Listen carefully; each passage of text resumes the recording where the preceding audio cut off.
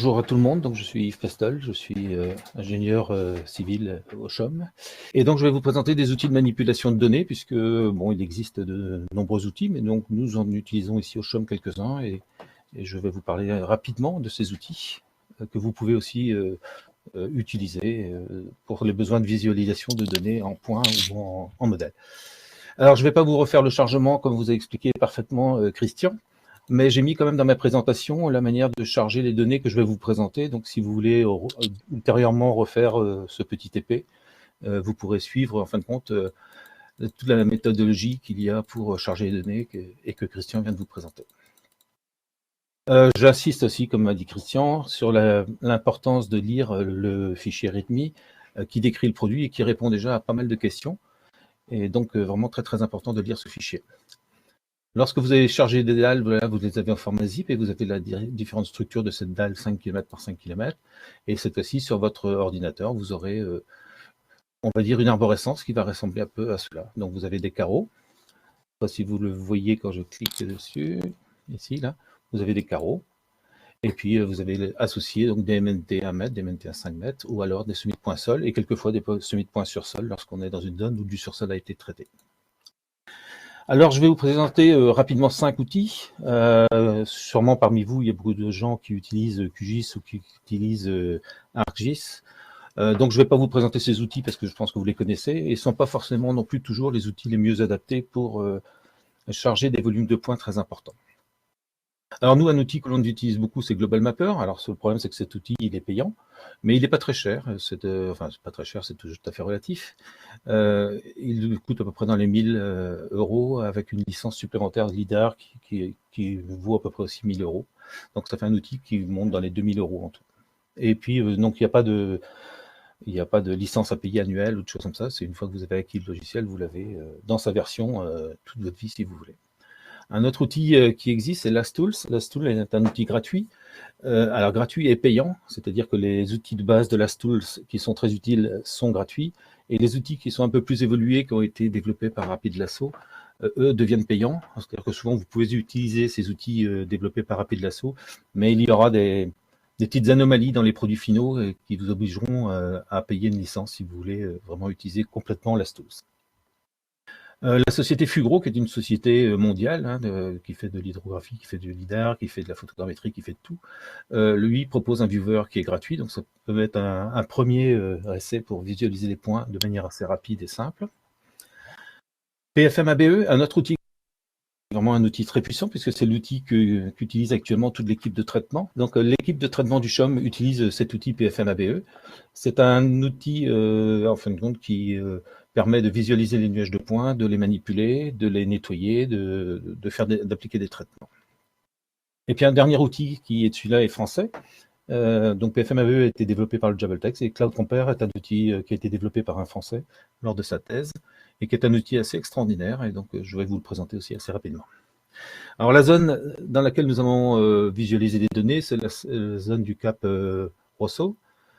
Voilà, donc c'est des données que j'ai chargées et je vais vous présenter Global Mapper. Donc Global Mapper, je vous ai mis l'adresse si vous vouliez télécharger l'outil.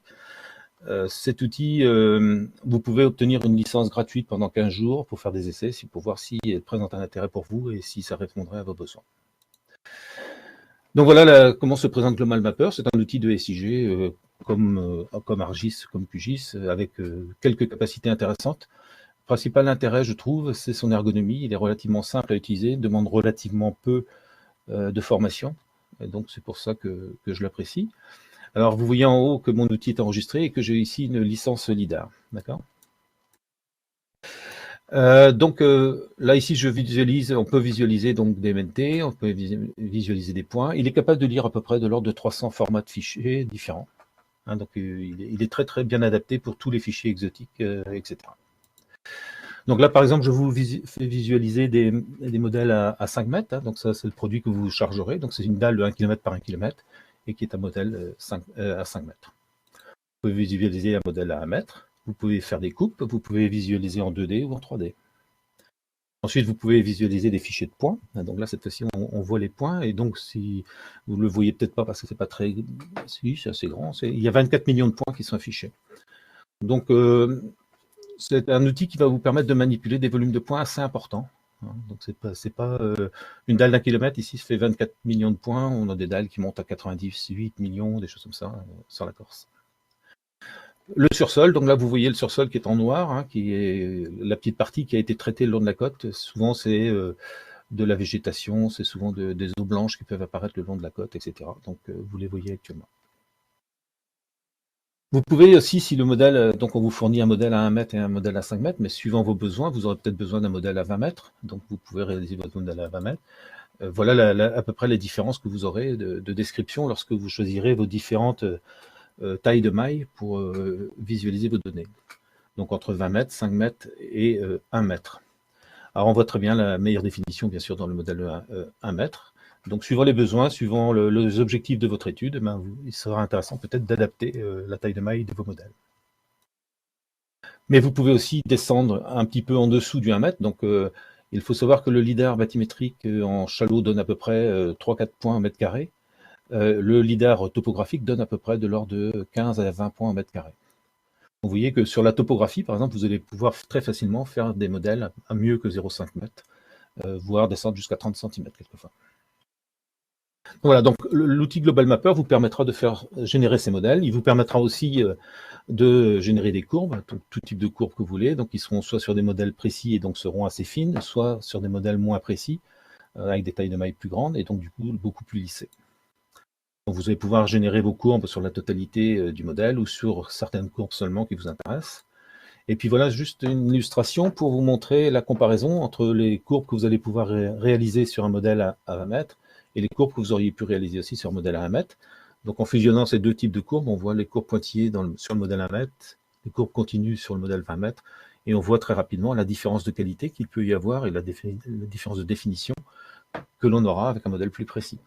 Maintenant, ce que je répète, il faut vraiment être sûr de l'utilité de tant de précision. Peut-être que si vous travaillez sur l'échelle complète de la Corse, un modèle à 25 mètres sera largement suffisant. Alors, le petit problème qui existe sur Global Mapper, c'est que je vais vous parler cette fois-ci des formats un peu LAS. Les formats que l'on obtient pour les nuages de points sont des formats du type XYZ, donc des formats ASCII. Ce format ASCII, on avait décidé de le mettre en place pour que tout le monde puisse au moins visualiser la donnée et être capable de la manipuler.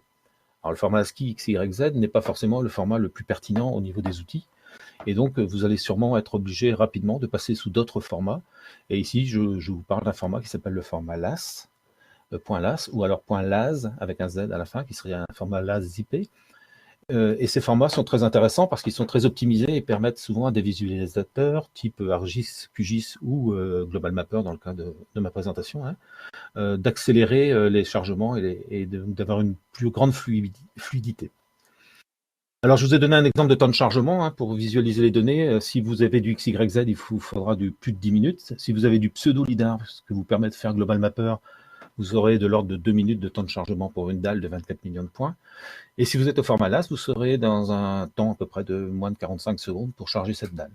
Donc, vous voyez l'importance peut-être de passer sous ce format LAS. Donc, en dessous, je vous parlerai tout à l'heure de LAS Tools, mais je vous ai mis donc la commande qui sera à passer. Hein, donc en utilisant un outil qui va s'appeler TXT2LAS et qui va vous permettre de transformer cette donnée XYZ que vous avez téléchargée sur le site Diffusion et de le transformer dans un format LAS. Donc après, vous allez pouvoir visualiser plein de différentes manières. Vous allez pouvoir avoir de l'imagerie qui va être associée au nuage de points. Alors ici, je me suis amusé à monter deux imageries différentes. Hein. Une imagerie qui est World Imagery, qui est une imagerie qui couvre la totalité de la Terre, qui est intéressante parce qu'elle est chargée à la volée sur Global Mapper, comme d'autres d'ailleurs, mais donc celle-là, entre autres. Et puis, j'ai aussi utilisé une autre orthophoto Corse, donc c'est l'orthophoto que vous avez chez vous en Corse, qui est à 20 cm, et donc qui est aussi de bonne qualité. Donc ces deux orthophotos, je les ai chargées dans Global Mapper. Donc j'ai ouvert le nuage de points, chargé l'image, et j'ai appliqué, en fin de compte, sur les points, les valeurs des pixels de l'image. Donc je me retrouve cette fois-ci avec un modèle qui a hérité, en fin de compte, de l'orthophoto. Alors en faisant quelques comparaisons, si je prends en haut World Imagery, je me trouve avec un caillou qui est légèrement décalé. Je ne sais pas si vous voyez ce caillou, c'est le caillou qui est en forme de U, là. là ici, là, vous devez voir un petit point rouge de temps en temps clignoter.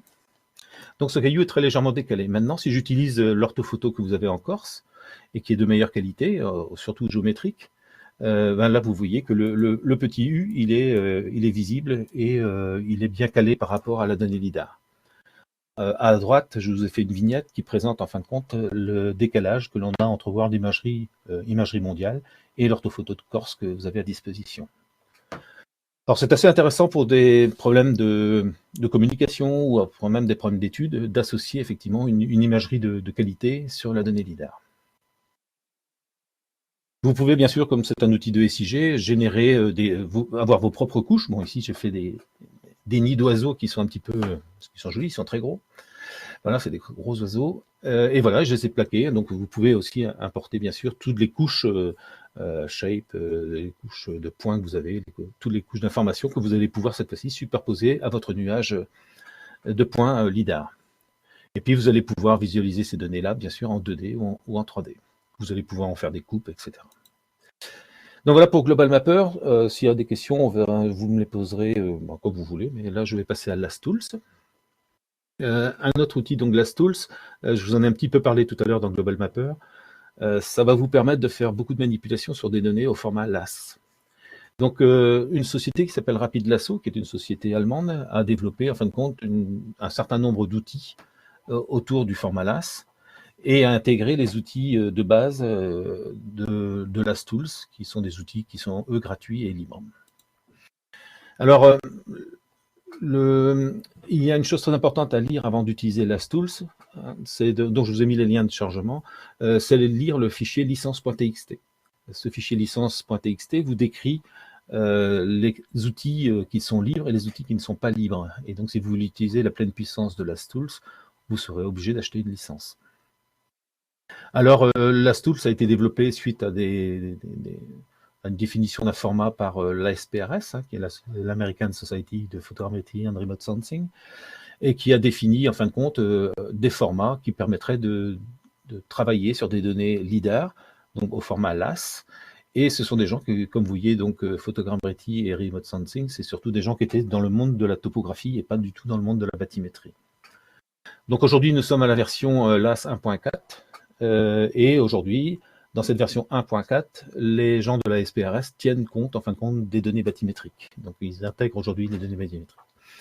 Les outils, comme je vous ai montré sur la gauche, vous pouvez voir LastTools. Dedans, il y a des toolbox qui existent pour ArcGIS, pour QGIS. Et sinon, dans BIN, vous avez les outils à votre disposition.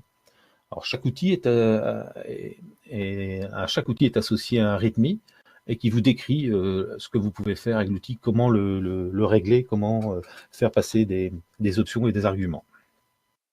À droite, je vous montre juste un visualisateur, qui est juste le visualisateur associé à LastTools et qui est donc, lui, totalement gratuit. Alors, les formats LAS, il y a une chose importante dans les formats LAS, c'est de lire aussi ce que l'on appelle le LAS Info, c'est-à-dire le header qui existe dans ces formats, pour voir si vraiment tout s'est bien passé et que votre format LAS, donc on va dire que c'est l'entête de fichier. Alors, comme c'est du binaire, il faut utiliser un outil qui s'appelle LAS Info et le nom du fichier pour pouvoir visualiser ce header. Alors, je vous décris rapidement une commande que vous aurez eu à utiliser si vous voulez transformer vos données XYZ chargées à partir de diffusion.chom.fr. Et donc, cette commande, c'est txt to las, et en -i, c'est-à-dire que l'input, vous allez rentrer votre fichier d'entrée. -parse, c'est-à-dire que vous allez chercher comment vous allez décrire votre fichier en XYZ. Donc, nous, les fichiers XYZ sont, le premier, c'est le X, le deuxième, c'est le Y, le troisième, c'est le Z, le quatrième, c'est la classe, le cinquième, c'est le GPS time, et le sixième, c'est l'intensité. Voilà, donc vous allez dire que vos points vont être du type 6. Alors, il y a différents formats, c'est pour ça qu'il faudra vous imprégner du format LAS avant de commencer à travailler sur des LAS. Et le format 6 veut dire que vous allez avoir une classification étendue. Alors, la classification normale en laser est allée de 1 à 32, à 36, excusez-moi. Et cette classification a été étendue pour pouvoir accueillir les objets de type bathymétrie. Donc 40, par exemple, ça veut dire que c'est du fond. 41, ça veut dire que c'est de la surface de l'eau. 42, ça veut dire que c'est de la surface d'eau artificielle, etc. Donc il y a toute une classification qui est codée. Et donc, si on veut utiliser des données bathymétriques, on est obligé de passer au minimum au type de point 6, 7, 8, 9, 10. Donc là, dans notre cas, ce sera 6. On fixe aussi un encodage, un global encoding. Le global encoding permet de dire que le GPS time va être un GPS time adjusted standard GPS time, c'est-à-dire que c'est le GPS time compté à partir de janvier 1986 et auquel on a enlevé 1 10 puissance 9. Donc ce sont des secondes. Voilà. Donc il y a deux types de GPS time principalement, c'est soit le GPS time week, qui démarre toutes les semaines à 0, et autrement depuis janvier 1986. Et donc là, c'est toutes les secondes qui se sont passées depuis ça. Donc nous, c'est du adjusted standard GPS time, et donc du coup, il faut mettre un set global encoding à 1. Puis au final, vous allez mettre un -O, qui est le output, et qui est le nom de votre fichier LAS. Donc cette commande-là, vous aurez à l'utiliser régulièrement. Elle n'est pas très très compliquée. Il faut juste la passer dans une fenêtre de commande DOS ou quelque chose comme ça, ou alors ça marche aussi sous Linux. Ces outils marchent sous Windows et sous Linux. Juste pour ceux qui utiliseraient QGIS, ben voilà, donc sur un QGIS que j'avais, j'ai intégré la boîte à outils LastTools, et cette fois-ci, au lieu de taper vos commandes, vous pourrez les taper au travers d'une interface graphique. Donc là, par exemple, c'est la commande last2txt que vous allez chercher dans votre liste d'outils à droite, dans la boîte d'outils de traitement, et vous allez pouvoir passer vos paramètres et vous pourrez avoir vos résultats. Donc LastTools, voilà donc un autre outil de LastTools qui est LastView, qui lorsque vous avez des fichiers qui ont été transformés au format LAS, cette fois-ci vous allez pouvoir les visualiser. Alors la visualisation se fait en 3D. Vous allez pouvoir bouger, tourner, vous allez pouvoir zoomer, dézoomer, etc. Et puis vous allez pouvoir extraire des sections. Travailler sur ces sections, vous allez pouvoir, donc à droite, vous voyez la liste des outils, enfin des possibilités que vous allez avoir. Vous allez pouvoir colorer suivant des attributs, suivant le Z si vous voulez, suivant le RGB. Vous allez pouvoir utiliser des outils de nettoyage. Vous allez pouvoir dilater des objets. Vous allez pouvoir faire différentes choses. Vous allez pouvoir faire de la triangulation, par exemple, une triangulation de Delaunay sur votre nuage de points, etc. Donc ça c'est l'outil LastTools. Ici je vous montre en fin de compte l'interface, comment gérer l'interface. L'interface elle est un petit peu, on va dire, ancienne. Elle est un peu outil des années 90, 80, 80, 90. Mais bon, c'est relativement efficace. Donc vous pouvez rentrer, d'abord vous devez rentrer le répertoire dans lequel vous allez vouloir travailler. Donc là c'est un petit point rouge que je vous montre sur le truc. Vous allez mettre l'extension de fichier que vous allez utiliser. Vous allez vous déplacer dans le répertoire où vous êtes et vous allez charger, en fin de compte, le fichier que vous voulez. Sur la droite, vous allez régler différents paramètres, comme je vous ai dit tout à l'heure, le parse, donc c'est-à-dire que la description de votre fichier. Donc là, vous voyez que vous allez décrire le X, le Y, le Z, vous allez dire de la classification, vous allez dire qu'il y a du GPS time. Tout à l'heure, je vous ai parlé du type de point, qui est du type, là je l'ai mis à 7, mais vous pouviez le mettre à 6. Suivant à 7, ça veut dire que vous avez en plus des valeurs RGB dans votre fichier. Il a gardé des valeurs des pixels de l'orthophoto, et donc sont associés cette fois-ci au point. Et puis l'encoding qui vous dit que si vous mettez à 1, ça veut dire que votre GPS time est codé en standard adjusted GPS time. Et puis vous allez décrire aussi la version ici en bas, vous allez mettre la version 1.4. Et puis après, vous pouvez visualiser ces données et vous pouvez les manipuler en utilisant des boutons qui sont ici, qui sont soit rotation, mouvement, zoom. Alors c'est vraiment un outil basique, c'est un outil qui demande une petite prise en main quand même. Et donc pour faire tout cela, vous allez démarrer en fin de compte le calcul, parce que là nous sommes en train de faire un TXT to LAS, et il va vous demander un run, et que vous voyez cette fois-ci au-dessus. Et ce run, vous avez la commande. Alors l'avantage c'est que cette commande, vous pouvez la copier, et vous pourrez après la passer quand vous voudrez au travers d'une fenêtre de commande DOS. Sinon, donc, vous pouvez en finale lancer le view, qui est ici. Vous avez une possibilité de faire une vue, et donc vous aurez la commande view start, et en finale, vous aurez cette vue ici, qui va vous permettre de visualiser vos données. Et puis, comme vous allez peut-être faire ça souvent, vous allez prendre l'habitude de lancer plutôt LastTools par commande, et vous allez lancer ce genre de commande que vous avez ici, que vous aurez conservé et que vous aurez juste un peu à régler de temps en temps pour s'adapter au fichier que vous, par exemple, changer surtout le nom de fichier si c'est un autre fichier que vous voulez traiter. Donc LastTools, c'est un outil qui qui est assez intéressant. Il a plusieurs options, hein. Donc là, je vous ai fait un exemple lorsque vous chargez des données. Soit vous faites un TXT toLAS sur la totalité des données, et là, vous aurez la totalité de votre DAL. Mais vous pouvez dire que une partie de la DAL, vous n'en voulez pas, et vous utiliserez des options qui seront par exemple le drop ici. Donc dans le README, vous avez tout ceci est décrit dans le README, hein. Vous pouvez faire, il y a, je dirais, 200-300 options si vous voulez. Donc vous allez pouvoir faire pas mal de choses. Donc là, ici, j'ai fait un drop de données qui se trouvaient en dessous de 6 142 500 en Y.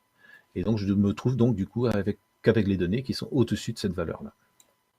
Et puis, je peux faire un drop des données qui sont en dessous de ce 6 142 500 en Y, mais je peux aussi dire que je ne garde que les données qui se trouvent en dessous de 25 mètres d'altitude. Et là, cette fois-ci, je vais rejeter une grande partie de la donnée topographique. Donc, on peut voir que si vous êtes intéressé par une zone, vous allez pouvoir réduire votre zone, mais vous allez aussi pouvoir supprimer des altitudes qui ne vous intéressent pas. Si vous devez travailler en domaine maritime seulement, à la rigueur, la topographie ne vous intéresse pas. Donc voilà, vous voyez que je le fais passer ici en commande. Bien sûr, tout ça, c'était possible de le faire passer aussi en interface graphique. Je vais assez vite parce que le temps passe, et donc je vous présente un troisième outil qui est Fugro Viewer. Donc c'est pour moi un outil très intéressant parce que d'abord il est gratuit, comme ça c'est très intéressant. Et il suffit de le télécharger, il suffit d'indiquer 2-3 informations sur vous-même, hein, pour pouvoir avoir le lien de téléchargement. Donc il faut donner son nom, il faut donner son email bien sûr, pour recevoir le lien, et il faut donner aussi dans quelle catégorie de travail, et puis si vous acceptez de recevoir des informations de Fugro, des choses comme ça. Donc c'est un outil assez simple d'utilisation, et je vais vous montrer un petit peu comment il fonctionne. Vous avez une triple fenêtre, une fenêtre seulement, mais vous pouvez voir donc les données en 2D, elles sont présentées sur la gauche. Vous allez pouvoir voir des profils, hein, comme ici, et puis vous allez pouvoir voir vos données en 3D. Et puis ici, vous avez une série de boutons en haut de la barre enfin de la fenêtre, qui vont vous permettre de faire par exemple une triangulation de Delaunay, qui vont vous permettre de mettre des espèces de points d'intérêt, des zones d'intérêt, des outils de dessin. Et vous allez pouvoir visualiser vos données de manière différente, soit avec des couleurs, soit colorisé par la classe, soit par le RGB, soit par... voilà. Vous allez pouvoir ajouter des couches, vous allez pouvoir ajouter des géotifs et des cartes marines ou des cartes terrestres, des shapes, hein, vous allez pouvoir... Donc il y a un certain nombre de formats qui sont acceptés. Bon, c'est pas beaucoup de formats, hein, comparé à Global Mapper qui lui en a énormément. Mais bon, c'est un outil qui, à mon avis, est d'une prise en main assez simple et qui a l'avantage d'être gratuit et qui permet de faire rapidement des présentations ou déjà de dégrossir des sujets. Donc voilà, par exemple, vue de point, vue de modèle, vue de courbe, vous allez pouvoir tracer des courbes. Donc c'est déjà un petit outil qui permet de faire pas mal de choses et qui supporte des formats. Donc alors, il supporte le format XYZ, mais il est long en chargement. Et il supporte aussi le format LAS, qui lui est beaucoup plus rapide et qui est très très véloce sous cet outil. Un autre outil, donc je passe rapidement, mais quand il y a des questions tout à l'heure, on pourra ouvrir les outils et on pourra regarder un peu plus près si ça vous intéresse. Et maintenant, un autre outil qui est PFM-ABE. Alors PFM-ABE, c'est un outil qui a été développé par un organisme américain qui s'appelle le JABLTEX, c'est le Joint Airborne LiDAR Bathymetric Technical Center of Expertise, qui sont en fin de compte nos homologues du CHOM, mais côté américain, et qui eux aussi font que du LiDAR bathymétrique. Donc ce sont des gens avec qui je travaille depuis de nombreuses années. Et ils ont développé un outil, PFM-ABE, et aux États-Unis, lorsque des outils sont développés sur fond public, ces outils sont obligatoirement open source et mis en diffusion. Donc vous avez le lien de téléchargement que j'ai indiqué en dessous.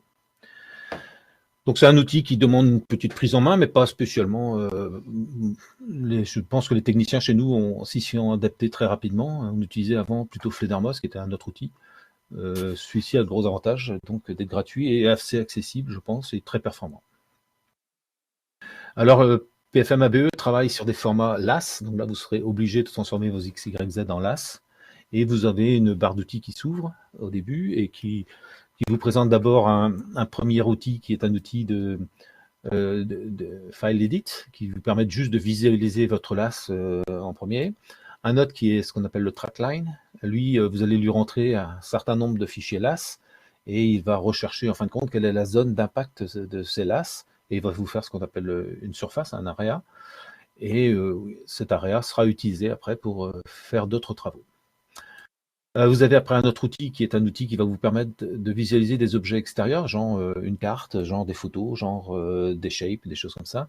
Et ces objets seront associés au point. Donc quand vous cliquerez sur un point, vous aurez automatiquement un pointeur qui se mettra sur votre objet. Le quatrième outil est un outil qui va vous permettre de charger les lastres dans un espèce de fichier particulier qui s'appelle PFM, donc d'où le nom de PFM ABE. PFM voulant dire Pure File Magic. Et donc c'est un format de fichier qui est un format open source, qui est ouvert, et qui permet de visualiser un modèle, mais chaque maille de ce modèle est restée en connexion avec les points qui y sont associés. Donc c'est une manière très accélérée de visualiser les données au travers d'un modèle et de pouvoir ouvrir les points associés à toute cette zone-là très rapidement, puisque les données sont indexées par rapport aux mailles. Alors chaque maille en plus dispose de nombreuses informations du type min, max, x, y, z, quelle est la moyenne de l'intensité, quelle est la moyenne des valeurs de z, quelle est la standard déviation, voilà, donc vous avez à peu près une quarantaine d'attributs qui sont renseignés pour chaque maille et qui vont vous permettre de faire aussi des travaux de statistiques, etc. Lorsque vous travaillerez au travers de PFM ABE. Donc cet outil, le quatrième outil va vous permettre de charger les données pour générer un PFM. Et le cinquième outil va vous permettre de visualiser ce PFM. Lorsque vous travaillez sur ces données, sur ce modèle auquel sont associés les points, vous allez aussi pouvoir créer ce qu'on appelle là c'est de l'anglais, des fetchers, des objets. Vous allez pouvoir créer des objets. Vous pourrez dire par exemple ici c'est une épave, ici c'est un rocher, ici c'est une zone qu'il faut reprendre, etc. Vous allez pouvoir avoir un journal de bord un petit peu qui va vous permettre d'être plus fin dans votre travail et puis de suivre parfaitement votre travail. L'avant-dernier bouton, c'est un bouton qui va vous permettre d'exporter les corrections que vous aurez appliquées à vos données. Donc, vous allez manipuler vos données, vous allez les traiter, et en final, il va falloir appliquer ces corrections sur les fichiers d'origine. Et donc, ça permet d'appliquer ces corrections. Et puis, le dernier outil est un outil de géotiff qui va vous permettre de générer, en fin de compte, un géotiff de votre chantier, et donc, après, de pouvoir l'importer dans d'autres outils, comme Global Mapper, ArcGIS, etc. Il vous crée des géotiffs. Donc les données, vous les voyez ici en bas à gauche. En bas à gauche, les X, Y, Z, je les ai transformés en LAS par les formules magiques, enfin les commandes magiques que je vous ai présentées précédemment. Et lorsque vous allez générer votre chantier, vous allez vous trouver comme à droite avec les données. Vous allez vous trouver avec ce qu'on appelle le PFM, qui est ici. Et au PFM est associé un répertoire où seront stockés en binaire les données réelles, les points. Vous avez un fichier, donc WKT, qui est le fichier qui décrit le Lambert de manière correcte et qui vous permet de géoréférencer vos données, donc de garder les données dans le référentiel que vous avez choisi. Le AR, c'est ce que je vous avais dit tout à l'heure, avec le trackline ici, vous avez fabriqué une zone, et cette zone, ça s'appelle un point AR.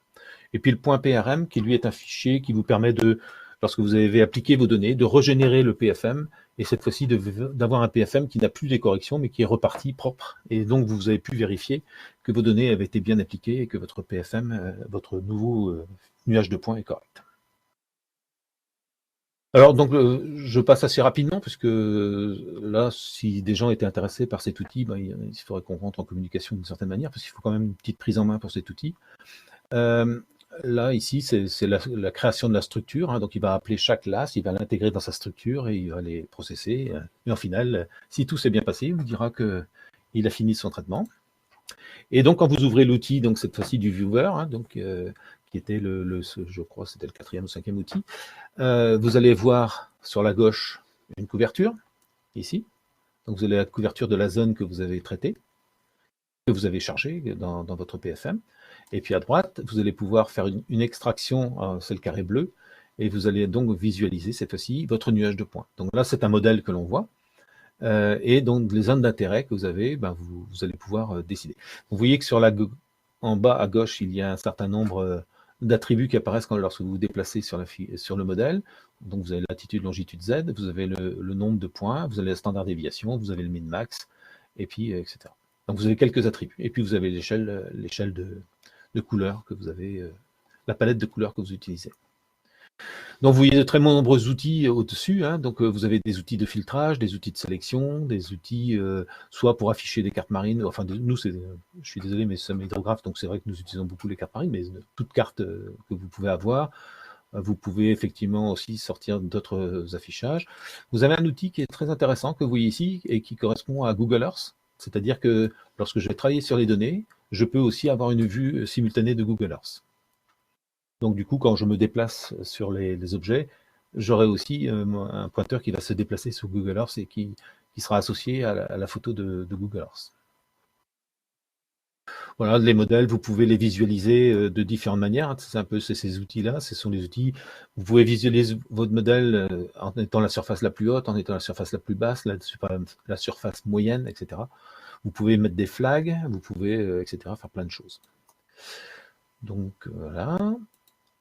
Et puis vous allez pouvoir sélectionner donc dans cette figure que j'ai ici devant moi, qui est une vue 2D maillée, je peux sélectionner une zone, et en sélectionnant une zone, je me retrouve avec le nuage de points, cette fois-ci réel, et je vois donc cette fois-ci, dès que je touche un point, je vois de nombreux attributs, donc les attributs que j'ai à disposition, hein. Donc par exemple qui sont l'intensité lidar, la classification, le GPS time, qui peuvent être la ligne, de quel fichier, à partir de quel fichier cette donnée est arrivée. Est-ce que je suis en bord de ligne de vol ou pas en bord de ligne, donc c'est un flag qui est mis en place ou pas. Voilà. Donc vous pouvez manipuler vos données, et cela maintenant vous allez pouvoir les tourner, vos nuages de points, vous allez pouvoir regarder par au-dessus, par en dessous, vous pouvez faire des coupes, etc. Donc là, ça demanderait une démonstration sur l'outil directement. Là, c'était ce que je vous parlais un petit peu, le petit Google Earth que vous avez. Lorsque je sélectionne cet outil Google Earth, en fin de compte, il m'ouvre Google Earth et il me fait un carré dans la zone où je suis en train de travailler.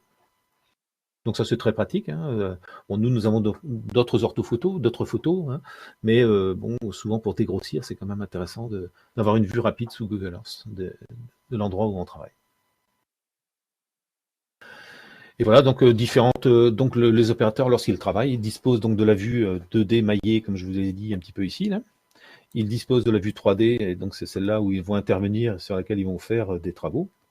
Ils ont un certain nombre de filtres, ils ont des outils pour découper, des outils pour récupérer des données, des outils pour visualiser les données rejetées ou pas rejetées, des outils pour highlighter, enfin mettre en surbrillance, excusez-moi, les données. Et puis, lorsque leur travail leur convient, ils vont pouvoir valider en enregistrant ou en enregistrant pas. Voilà, donc ça, c'est là à peu près. Donc c'est pour ça que les opérateurs chez nous travaillent généralement avec deux grands écrans et visualisent leurs données et travaillent toute la journée sur ces données. Enfin, le final, le cinquième, Cloud Compare, donc est un outil qui a été développé par Daniel Girardot-Monteau dans le cadre de sa thèse, et donc il était sa thèse qui se passait chez EDF. Donc c'est un outil qui est comme PFMABE, qui est assez extraordinaire, qui est gratuit. Il y a une communauté qui est très dynamique autour de Cloud Compare. Donc c'est un outil qui est open source, donc tout le monde peut l'utiliser, l'aménager, peut faire. Je rappelle qu'on peut faire aussi des dons. Et voilà, donc c'est un outil qui est vraiment d'une grande utilité, je pense, pour les gens qui voudraient commencer à manipuler les nuages de points. Alors, j'ai peut-être pas précisé depuis le début, mais je n'ai jamais été satisfait par les modèles numériques de terrain. C'est-à-dire que nous vous proposons des modèles numériques de terrain en standard, à 1 mètre, à 5 mètres, mais ces modèles numériques de terrain ne vont pas forcément répondre à vos besoins. Donc, je pense qu'il est très très important, lorsque vous travaillez, de revenir aux nuages de points, de traiter plutôt les nuages de points, travailler plutôt sur les nuages de points, et de faire votre propre modélisation. Pour vous donner un exemple, nous, en tant qu'hydrographe, on cherche la sécurité de la navigation. Si on fait des modèles, on va avoir tendance à générer des modèles qui sont des modèles hauts, et donc des modèles où, en fin de compte, il va falloir assurer la sécurité de navigation, mais qui ne sont pas du tout géomorphologiques, et qui poseront peut-être problème à des gens qui veulent faire, qui sont des géologues, qui, eux, vont peut-être être intéressés par les points hauts et les points bas. Donc, eux vont chercher des failles, plutôt des zones de rupture, des choses comme ça, que l'hydrographe aura eu tendance à lisser, et même peut-être à faire disparaître. Donc c'est pour ça que j'insiste beaucoup, quand je présente les données, sur l'utilisation des nuages de points. Il y a une très grande richesse dans les nuages de points, par rapport aux modèles qui sont, en fin de compte, alors je me fais insulter quelquefois quand je dis ça, qui ne sont qu'une illustration, en fin de compte, du travail, mais qui ne sont pas réellement le travail. Le travail est réellement dans le nuage de points. Donc Cloud Compare, il existe il est basé sur des formats, on va dire, des structures Octree, mais bon, ça, si ça vous intéresse, je vous ai mis un lien, enfin, c'est une image, donc c'est un lien Wikipédia. Vous pouvez télécharger Cloud Compare sur le site donc je vous ai mis ici, de Daniel GM, net CC. Et voilà donc comment se présente Cloud Compare. Donc c'est un petit peu la même chose que les autres outils, hein, donc des barres d'outils, des barres de menu, et puis différents outils, et puis une base une arborescence de base, et puis sur la droite, la visualisation de vos données.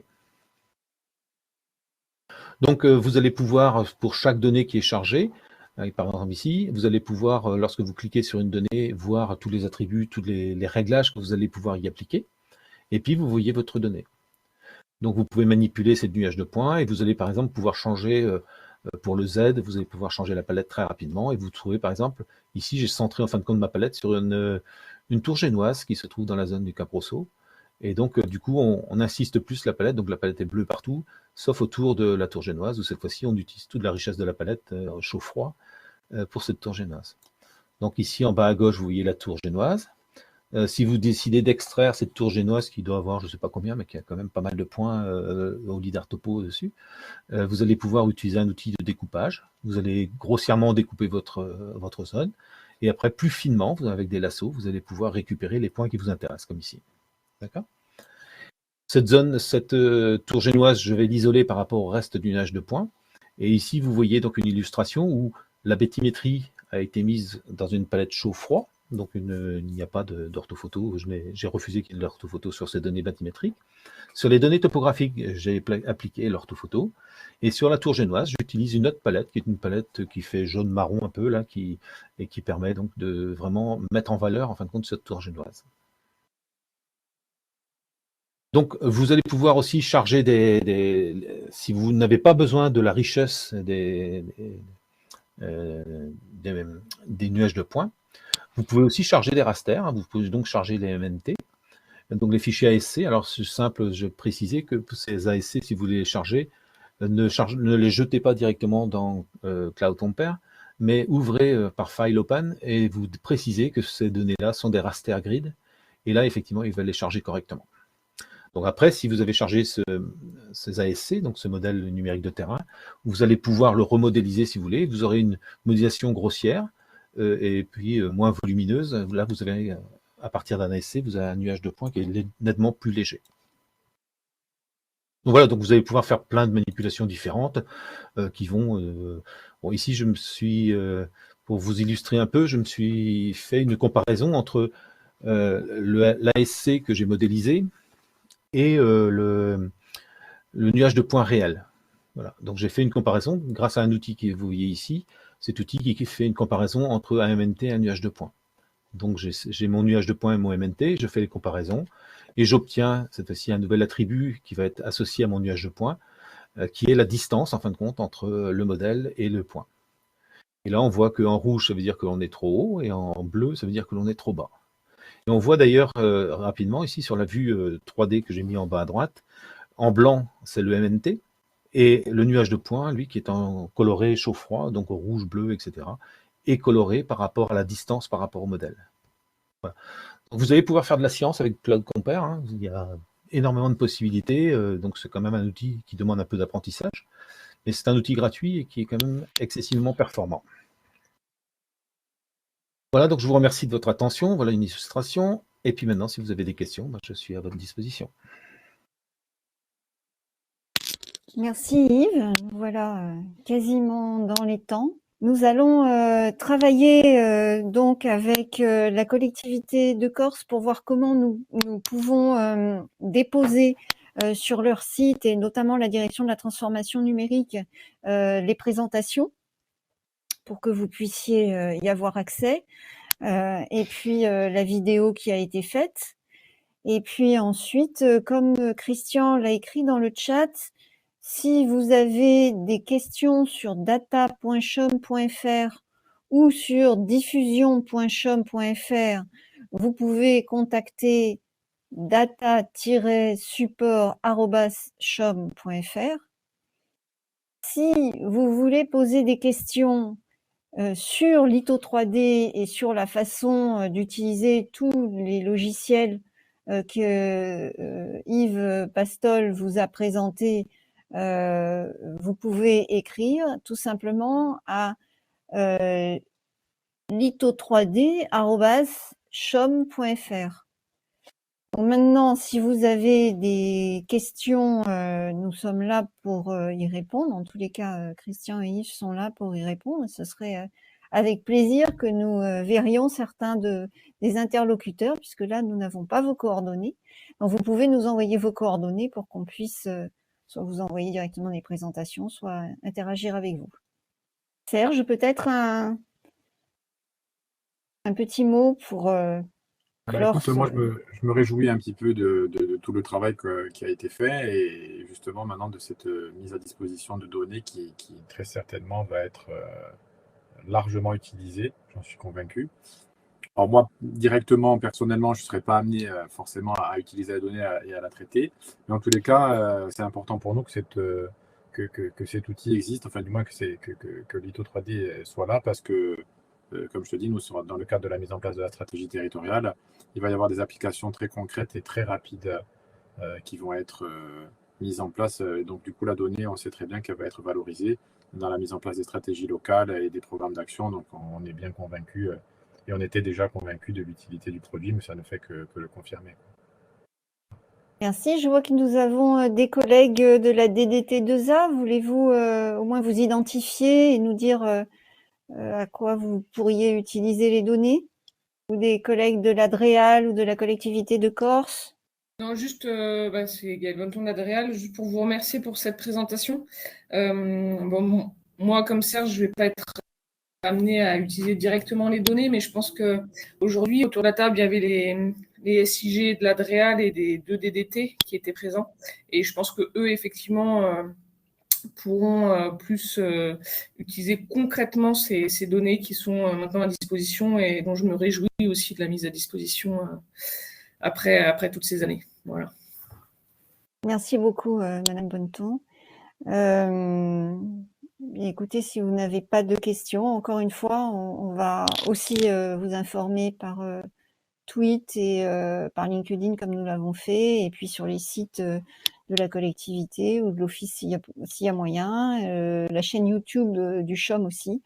On va déposer les interventions qui ont été faites et les présentations.